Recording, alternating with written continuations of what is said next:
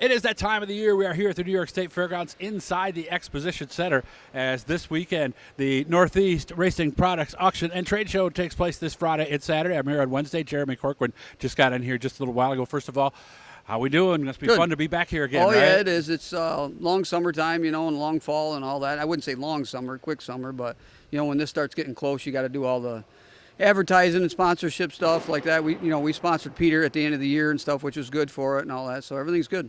Nice to hear that. So let's run through the hours, Friday and Saturday this year, guys. Yeah, Friday, Saturday. It's always going to be Friday, Saturday. And like everybody during the summertime, when's the show? When's the show? Always put it in your head that it's always the weekend before Thanksgiving. That'll never change. This year, I don't think hunting season opens this weekend.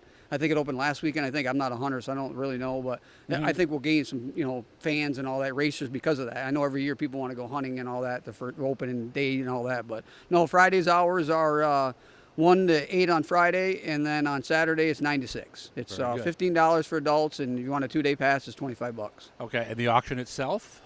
That is going to be probably about 1:30 on Saturday. That's when we'll start with some other cars, motors, and then we'll go to the chassis. We're not doing a Teal car. They didn't get it done. DKM's going to do one. I can't remember all of them. Of course, the Bicknell car, Troyer.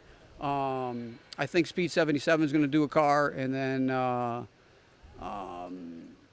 I can't remember the name of it, but Stone Motorsports, they're doing a Pro Stock, and then they're going to do a 2025 Bicknell car, a black frame and body and stuff like that. Yeah, Nick Stone, by the way, built some awesome stuff, by the way. So I know you can't list off everybody because there's so many people, but the standard people, is there anybody new that jumps out that's on this year? DRP, they were at the other show a few years before COVID. They came back. There's an oil company, Micro Armor. Sorry if I said it wrong, but he just came on board a couple days ago. There's some other ones, but I'm just busy down here, and I can't remember everybody coming in. But everybody was back that we've always had. Willwood's going to come back next year. Hopefully, unfortunately, there's some conflicting dates with some races in California and stuff now. That's why they weren't there this year, or that last year and this year. But hopefully, that's going to change, and they'll be back next year and stuff. So.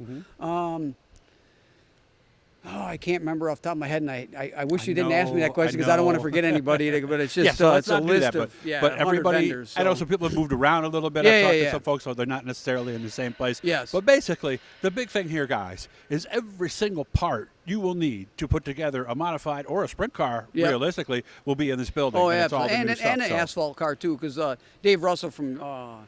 Speed 77, he's always trying to stress, the asphalt part of it. We always try to, but it's hard to get into that aspect of asphalt. There's not that many tracks around here. I'm not bashing them or not, but there's just not that many asphalt or tracks around here to get the attention of the vendors and all that. And unfortunately, during COVID, a lot of the smaller companies were bought out by big companies. A lot of the piston companies and ring companies, they're all one conglomerate now, and it's hard to get them to come. Like Motor State, I'm just using Motor State for an example. They own 17 different companies now. It's all one. You know what I mean? I don't know how many they own. I'm just using that for an example, but it's all under one umbrella, and they don't see the value of coming to trade shows anymore. They'll go to PRI or something like that, but PRI isn't even the same as what it was before COVID. I've heard that too. Yeah, it's down quite a bit. The same.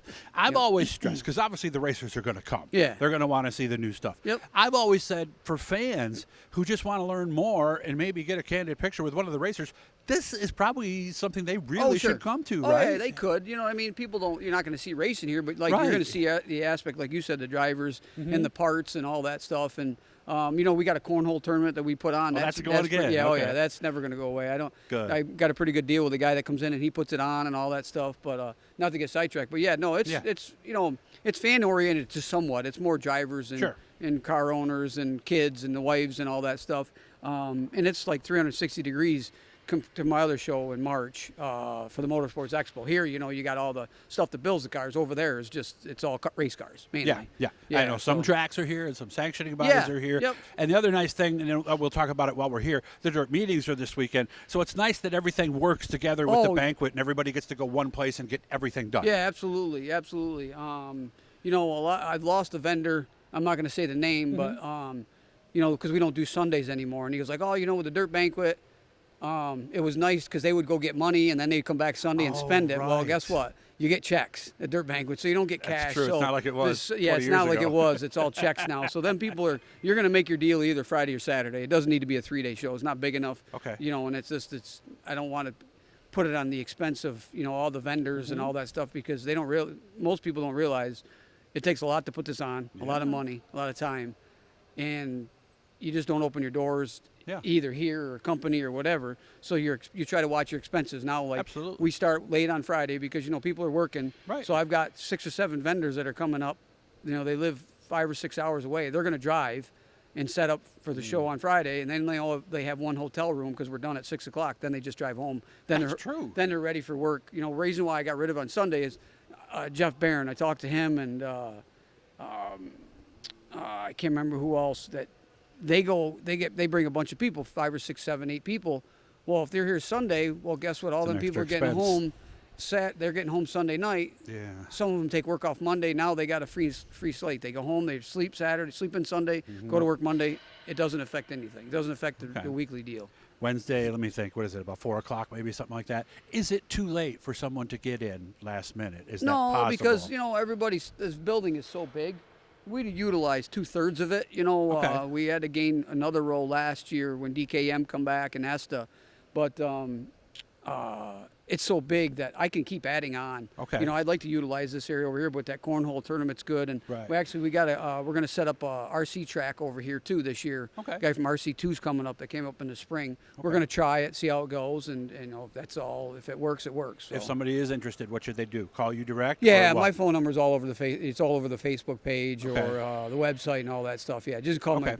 my So go cell to the- phone 374-2839. There you go. Yeah. That's how I got a hold of him Yeah. today to make sure Yeah. that he was going to Yep. be here. I'll see you again tomorrow. Is there anything we're forgetting?